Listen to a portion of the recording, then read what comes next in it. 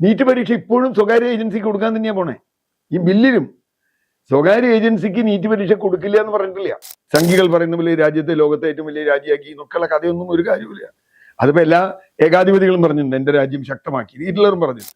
എന്തുകൊണ്ടാണ് ജനാധിപത്യത്തിൽ ലോകത്തെ ഏത് ട്രംപ് പോലും പത്രക്കാരെ നേരിടും, അത്ര പോലും ഇയാൾ ചെയ്യുന്നില്ല, നമ്മുടെ പ്രധാനമന്ത്രി ചെയ്യുന്നില്ല. ഇപ്പൊ ബ്രിട്ടീഷ് പ്രധാനമന്ത്രിയോ ജാപ്പനീസ് പ്രധാനമന്ത്രിയോ ഏത് രാജ്യത്തെ പ്രധാനമന്ത്രിമാരെടുത്തോളൂ, അവരൊക്കെ പത്രക്കാരെ കാണുമല്ലോ. പത്രക്കാരെ കാണാൻ അവർക്ക് കേൾക്കുന്ന മടി, പത്രക്കാരുടെ ചോദ്യത്തിന് എന്താ മറുപടി പറയാൻ പറ്റാതെ ടെലിപ്രോംപ്റ്റർ വേണം. ഗവൺമെന്റ് ഇപ്പോഴും ജനാധിപത്യത്തെയോ അതിലെ സ്ഥാപനങ്ങളെയോ വിശ്വസിക്കുന്നില്ല. അത് വിശ്വസിപ്പിക്കുന്നത് വരെ ജനങ്ങളുടെ സമരം ഉണ്ടായേ പറ്റൂ. CJP ഒരു സമരവുമായി തെരുവിലേക്ക് ഇറങ്ങുന്നു. അത് യുവജനങ്ങൾക്ക് വേണ്ടിയായിരുന്നു, വിദ്യാർത്ഥികൾക്ക് വേണ്ടിയായിരുന്നു. അവർ മുന്നോട്ട് വെച്ച ആവശ്യം ന്യായമുള്ളതായിരുന്നു. അതുകൊണ്ട് തന്നെ ആ സമരം വിജയിക്കുകയും ചെയ്തു. ഇപ്പൊ CJP തന്നെ പറയുന്നു അവർ വീണ്ടും സമരവുമായി തെരുവിലിറങ്ങാൻ പോവുകയാണെന്ന്. BJP ഭരണകൂടത്തെ താഴെ ഇറക്കുക അല്ലെങ്കിൽ കേന്ദ്ര സർക്കാരിനെ താഴെ ഇറക്കുക എന്നതാണ് ലക്ഷ്യമെങ്കിൽ അവർ നിരന്തരം സമരങ്ങളുമായി തെരുവിൽ തന്നെ ഉണ്ടാകണം.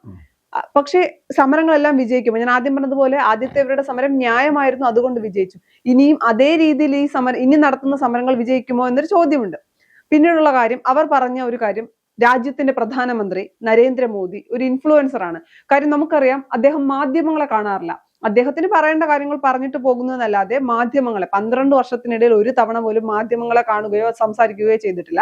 ഇത്രയും വലിയൊരു സമരം നടക്കുന്നു, പോലീസ് അതിനെ കൈകാര്യം ചെയ്ത രീതി എന്താണെന്ന് നമ്മൾ കണ്ടതാണ്.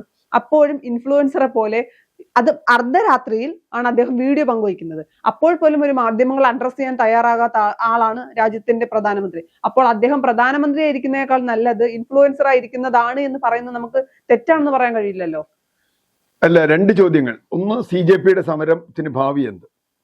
ഒരു 3 മാസം മുമ്പാണ് നമ്മൾ ഇങ്ങനൊരു സമരം വരും എന്ന് ചോദിച്ചിരുന്നുവെങ്കിൽ ഞാനോ സൗവർണികോ സമ്മതിക്കുമായിരുന്നില്ലല്ലോ.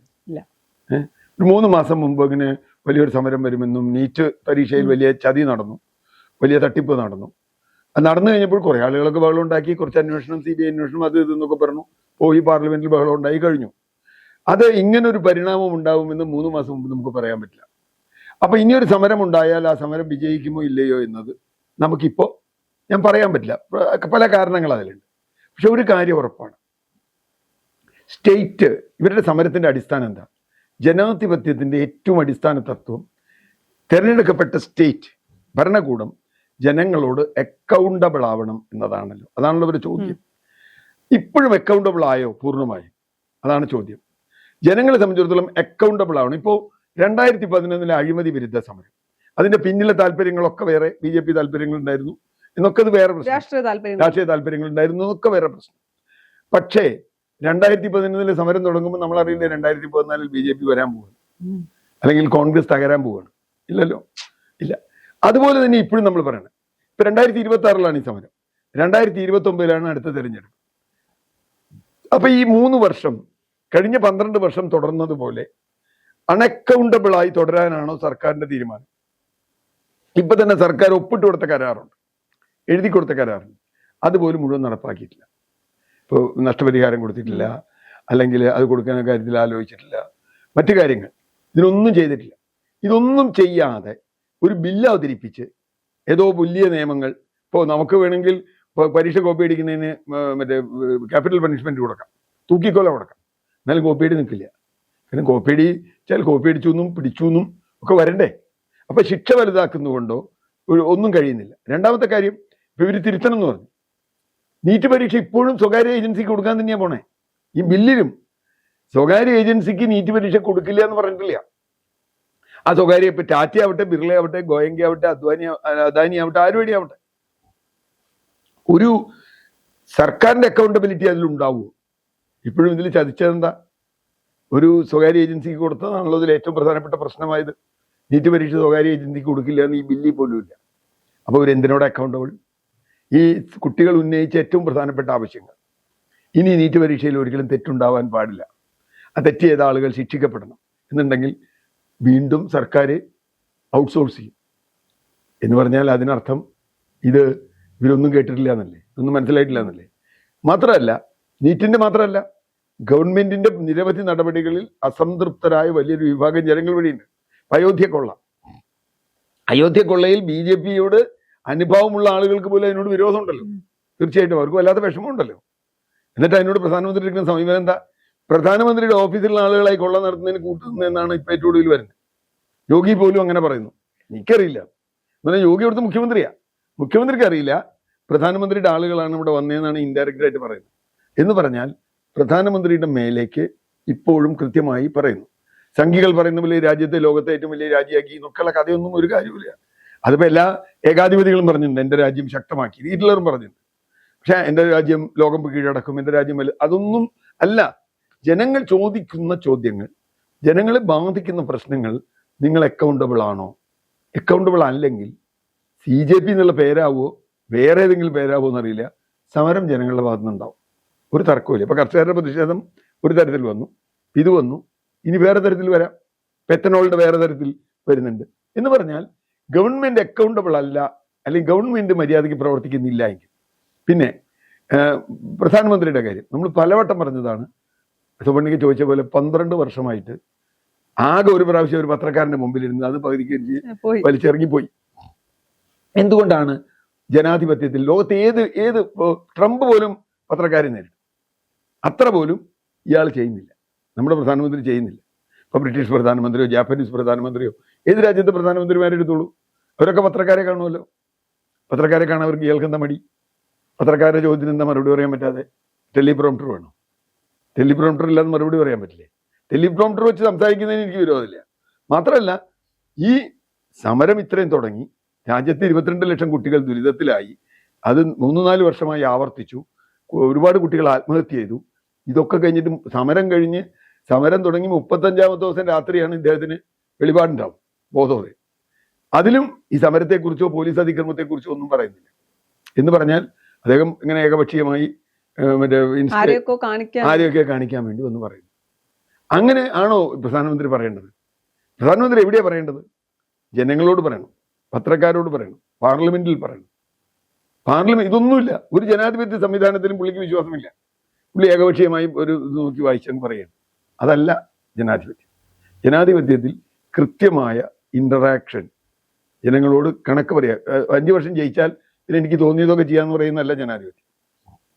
ഇവിടെ ഇവര് ഇപ്പോഴും അക്കൗണ്ടബിൾ ആയിട്ടില്ലെങ്കിൽ തീർച്ചയായും ജനങ്ങളുടെ പ്രതിരോധം ഉണ്ടാവും. അതിപ്പോൾ അഭിജിത്ത് ദീപ്കെ ചെയ്യുമോ അല്ലെങ്കിൽ വേറെ ആരെങ്കിലും ചെയ്യുമോ എന്നുള്ളതല്ല. അദ്ദേഹം തന്നെ പറഞ്ഞതുപോലെ ഞാനൊരു നിമിത്തമാണ്, ഞാനൊരു ഹീറോ ഒന്നുമല്ല, ഞാനൊരു സാധാരണ മനുഷ്യനാണ്, ഞാനിവിടെ വന്നു. പക്ഷേ അതിന് സർക്കാർ നേരിട്ട രീതി എന്താ? ഒട്ടും ജനാധിപത്യമായിട്ടല്ലേ. കുട്ടികളാണ് സമരം ചെയ്യുന്നതെങ്കിൽ കുട്ടികളായിട്ട് ആ രീതിയിൽ എടുക്കണ്ടേ? എനിക്ക് ഭാവിയുണ്ട്, കുട്ടികളുടെ ഭാവിയെ കുറിച്ച് എനിക്ക് ആശങ്കയുണ്ട്. ഏത് കുട്ടികളുടെ ഭാവിയെ കുറിച്ച് ആശങ്ക ഉണ്ടെങ്കിൽ പോലീസിനെ നിയന്ത്രിക്കണം. ഷൂട്ട് ചെയ്യാൻ അനുമതി കൊടുത്ത എങ്ങനെയാ? പെല്ലറ്റ് ഷൂട്ട് ചെയ്യാൻ. ആർക്കെതിരെ പെല്ലറ്റ് ഷൂട്ട് ചെയ്യാൻ? ശത്രു രാജ്യത്തെ പട്ടാളക്കാർക്കെതിരെ ഉപയോഗിക്കുന്ന പെല്ലറ്റ്, അതുപോലെ ഈ കാലഹരണപ്പെട്ട ടിയർ ഗ്യാസ്. എങ്ങനെയാണ് ഇത്രയും വാത്സല്യമുണ്ട് കുട്ടികളോടെങ്കിൽ അവരോട് പ്രയോഗിച്ചത്? അല്ല, സമരം ചെയ്യുന്നവരെല്ലാം ശത്രുക്കളാണ്. അത് മാത്രമല്ല, രാജ്യദ്രോഹി, പാകിസ്ഥാൻ ഫണ്ട്, അമേരിക്കൻ ഫണ്ട്, ഇത്തരത്തിലുള്ള ഇപ്പോ അഭിജിത്ത് ദീപ്കയ്ക്കൊക്കെ എതിരായിട്ട് എന്നുവെച്ചാൽ ഞാനടക്കമുള്ള നമുക്കൊക്കെ എതിരായിട്ട് സംഘപരിവാറിനെയോ മോഡിയെ വിമർശിച്ചാൽ ഇവർ പറയുന്ന ഒരു കാര്യം, നിങ്ങൾ വിദേശ ഫണ്ടാണ്. ഈ വിദേശ ഫണ്ട് ഒരു പ്രാവശ്യം ഒന്ന് കണ്ടെത്തിയൊന്നു. ഇവിടെ എന്തൊക്കെ സംവിധാനങ്ങളുണ്ട്? ED ഉണ്ട്, CBI ഉണ്ട്, ഇവർക്ക് റോ ഉണ്ട്. ഇവർക്ക് വിദേശ ഫണ്ട് വന്നതോ പാകിസ്ഥാൻ ഫണ്ട് വന്നതോ എവിടെയെങ്കിലും കണ്ടെത്തിയോ? പിന്നെ എങ്ങനെ ആക്ഷേപിക്കുക? ജിഹാദി, ഇത് സ്ഥിരമായി ഉപയോഗിക്കുന്ന വാക്കാ. ആളുകൾക്ക് മടുത്തു പോകും. അത് പറഞ്ഞല്ല അതിനെ നേരിടേണ്ടത്. ഇത്രയും വലിയ ദുരന്തം സംഭവിച്ചു എന്ന് സർക്കാർ അത് കഴിഞ്ഞിട്ട് ഉടനെ വേറെ അടുത്ത 2ാമത് പരീക്ഷ നടത്തുക, അതിൽ 1.5 ലക്ഷം കുട്ടികൾ എഴുതാതിരിക്കുക. ആ കുട്ടികളുടെ കാര്യത്തെക്കുറിച്ച് ഇങ്ങനെയൊക്കെ വല്ലതും ഉണ്ട്? ആത്മഹത്യ ചെയ്ത കുട്ടികളുടെ കാര്യം സമ്മതിച്ചെങ്കിലും അങ്ങനെ എഴുതാത്ത കുട്ടികൾ എവിടെയുണ്ട്? ആ കുട്ടികളുടെ കാര്യത്തിൽ എന്താ ഉത്തരവാദിത്വം? 2ാമത് പരീക്ഷ എടുത്തപ്പോൾ എഴുതാൻ പറ്റില്ല. അതിനുവേണ്ടി 1.5 ലക്ഷം കോടി രൂപ കുടുംബങ്ങൾ ചെലവാക്കി എന്ന് പറയുന്നു. അതിനെപ്പറ്റി ഇയാൾക്ക് വല്ല ബോധലക്ഷണമുണ്ടോ? ഇല്ലല്ലോ. അപ്പോൾ ആ അർത്ഥത്തിൽ ഞാൻ പറയുന്നത് ഇതിനൊരു അക്കൗണ്ടബിലിറ്റി ഇല്ല. ഗവൺമെന്റ് ഇപ്പോഴും ജനാധിപത്യത്തെയോ അതിലെ സ്ഥാപനങ്ങളെയോ വിശ്വസിക്കുന്നില്ല. അത് വിശ്വസിപ്പിക്കുന്നത് വരെ ജനങ്ങളുടെ സമരം ഉണ്ടായേ പറ്റൂ. ജനങ്ങളുടെ സമരം ഉണ്ടാവും. CJP സമരം നിർത്തിയാൽ ചിലപ്പോൾ CJP ജയിക്കും, ചിലപ്പോൾ അതിന് വേറെ. മാത്രമല്ല, ഈ സമരം ഉണ്ടാക്കിയ ഒരു കാര്യം, പ്രതിപക്ഷത്ത് ഒരു വലിയ ഐക്യം രൂപപ്പെട്ടിട്ടുണ്ട്. അത് ഇവർക്ക് നല്ല പേടിയുണ്ട്. കാരണം പ്രതിപക്ഷ കക്ഷികളെയും ഈ കുട്ടികൾ കുറെ പാഠങ്ങൾ പഠിപ്പിച്ചിട്ടുണ്ട്. കുട്ടികൾ അവരെ പഠിപ്പിച്ചു. അപ്പൊ സാധാരണ അങ്ങനല്ലേ പഠിപ്പിക്കുക, ഇതങ്ങനെയല്ല. കുട്ടികൾ അധ്യാപകരെ പഠിപ്പിച്ചു, നേതാക്കളെ പഠിപ്പിച്ചു, മര്യാദയ്ക്ക് ഇന്നില്ലേ നിങ്ങളുടെ പരിപാടി ചെയ്തു. അത് ഇവർ ചെയ്യണം. അങ്ങനെ ചെയ്താൽ ഇപ്പോൾ സോനം വാങ്ചുക്കിനെ കൊണ്ടുവന്നു. ഞാൻ സോനം വാങ്ചുക്കിന്റെ ഒരു ആരാധകനൊന്നുമല്ല. സോനം വാങ്ചുക്കുമായിട്ട് 100 കാര്യങ്ങളിലേക്ക് അഭിപ്രായ വ്യത്യാസമുണ്ട്. ഇപ്പോൾ കാശ്മീരിന്റെ വിഷയത്തിലാണെങ്കിലും, ഡിമോണറ്റൈസേഷന്റെ വിഷയത്തിലാണെങ്കിലും, ന്യൂ എഡ്യൂക്കേഷൻ പോളിസിയുടെ വിഷയത്തിലാണെങ്കിലും, ഇതൊക്കെ BJP പക്ഷത്താണ് ഈ വാങ്ചുക്ക് നിന്നത്. പക്ഷെ അത് കാര്യമില്ല. അദ്ദേഹം ഇവിടെ കുട്ടികളുടെ ഈ സമരത്തിന് നേതൃത്വത്തിന് വന്നു. എന്നിട്ടും അദ്ദേഹത്തെ കൊണ്ടുപോയി മറ്റേ ഇത് കൊടുത്തു എന്നൊക്കെയാ പറഞ്ഞത്, മാറ്റി. പക്ഷെ അദ്ദേഹം മാറ്റിയിട്ട് കുട്ടികൾ മാറിയില്ലല്ലോ. കുട്ടികൾ അങ്ങനെ ഏതെങ്കിലും ഒരു നേതാവിന്റെ പിന്നാലെയോ പാർട്ടിയുടെ പിന്നാലെയോ പോകുന്നവരല്ല. അതുകൊണ്ട് അവരെ ധൈര്യമുണ്ട്. ഞാൻ മനസ്സിലാക്കുന്ന ഒരു കാര്യം കൂടിയുണ്ട്, കർഷകർ ഈ സമരത്തെ പിന്താങ്ങാൻ റെഡിയായിട്ട് വന്നിട്ടുണ്ട്. അപ്പോൾ അവരും ഇതിന് വരികയാണെങ്കിൽ, കർഷകരും അവരും ഇതിനെ അഫക്റ്റഡ് പാർട്ടിയാണ്. അവരുടെ മക്കളും ഉണ്ടല്ലോ ഇതിൽ. ഒരുപാട് രക്ഷിതാക്കൾ വരാം, മറ്റു പല വിഷയങ്ങളിൽ ദുരിതം അനുഭവിക്കുന്ന ആളുകൾ വരാം. അങ്ങനെ വന്നാൽ, ഇപ്പോൾ E20 വരുന്നത് പോലെ വന്നാൽ തീർച്ചയായും ഗവൺമെന്റ് ഡിഫൻസ് തന്നെയാണ്. സമരം പിന്നെ ഒരു കാര്യം, സമരം ജയിക്കുക തോൽക്കുക എന്നുള്ളത് ക്രിക്കറ്റ് മാച്ചോ ഫുട്ബോൾ മാച്ചോ ഒന്നുമല്ല. സമരം ജനങ്ങൾ ഉണ്ടാക്കുന്ന ഒരു ഇമ്പാക്റ്റാണ്. ആ ഇമ്പാക്റ്റാണ്. ഇപ്പോൾ 2011 അഴിമതി വിരുദ്ധ സമരം, ആ സമരം ജയിച്ചോ തോറ്റോ എന്ന് വെച്ചാൽ നമുക്കറിയില്ല. ആ സമരം ജയിച്ചു നമുക്ക് ആളുകൾ പറഞ്ഞത് 2014 ഭരണമാറ്റം വന്നപ്പോഴാണ്. അപ്പോൾ ഇതൊരു ക്രിക്കറ്റ് മാച്ചോ ഫുട്ബോൾ മാച്ചോ അല്ലാത്തതുകൊണ്ട് ജനങ്ങളിൽ ഇതുണ്ടാക്കുന്ന ഒരു വികാരമുണ്ട്. ഈ CJP സമരം തനി അന്ധഭക്തന്മാരല്ലാത്ത ആളുകളുടെ ഉള്ളിലൊക്കെ ഒരു വേവലാതി ഉണ്ടാക്കിയിട്ടുണ്ട്, BJP അംഗങ്ങളുടെ അടക്കമുള്ളിൽ. കാരണം കുട്ടികളുടെ ഉള്ളിൽ ആശങ്ക ഉണ്ടാക്കിയിട്ടുണ്ട്. മാത്രമല്ല, ഓരോ തെരഞ്ഞെടുപ്പ് കഴിയുമ്പോൾ തോറും പുതിയ പുതിയ ജനറേഷനല്ലേ കൂടുതൽ വോട്ട് ചെയ്യാൻ വരുന്നത്. ആ ജനറേഷന് അവർക്ക് ജനാധിപത്യത്തിൽ അവർ അവകാശം ഉപയോഗിച്ചാൽ, അക്കൗണ്ടബിൾ ആയ ഒരു ഗവൺമെന്റ് ഞങ്ങൾക്ക് വേണമെന്ന് പറഞ്ഞാൽ, അങ്ങനെ തീരുമാനിച്ചാൽ, പല രാജ്യങ്ങളിലും ജനാധിപത്യത്തിനകത്തു നിന്നും പുറത്തു നിന്നും ഇത്തരം അട്ടിമറികൾ ഉണ്ടായിട്ടുണ്ട്. ബംഗ്ലാദേശിലോ ശ്രീലങ്കയിലോ അല്ലെങ്കിൽ മറ്റു രാജ്യങ്ങളിലോ ഉള്ളതുപോലെയല്ല. അവിടെയൊക്കെ ജനാധിപത്യം ദുർബലമായി. ഇവിടെ ജനാധിപത്യം ശക്തമാണ്, പ്രതിപക്ഷം ശക്തമാണ്, ജനാധിപത്യ ബോധം ജനങ്ങളിൽ ശക്തമാണ്. അടിയന്തരാവസ്ഥയെ തോൽപ്പിച്ച ഒരു ജനതയാണ് ഇത് എന്നറിയണം. അങ്ങനെ വരുമ്പോൾ തീർച്ചയായും പേടിക്കണം. സമരം മുമ്പോട്ട് കൊണ്ടുപോകുക തന്നെ ചെയ്യും. ജനങ്ങൾ എന്തായാലും സമരത്തിലുണ്ടാവും. അതിന്റെ പേര് CJP എന്നോ അഭിജിത് ദീപ്കെന്നോ എന്തായാലും സമരം മുമ്പോട്ട് പോകാൻ തന്നെയാണ് സാധ്യത. കാരണം ഗവൺമെന്റ് മാറുന്നില്ല, അവരുടെ നിലപാട് മാറ്റുന്നില്ല.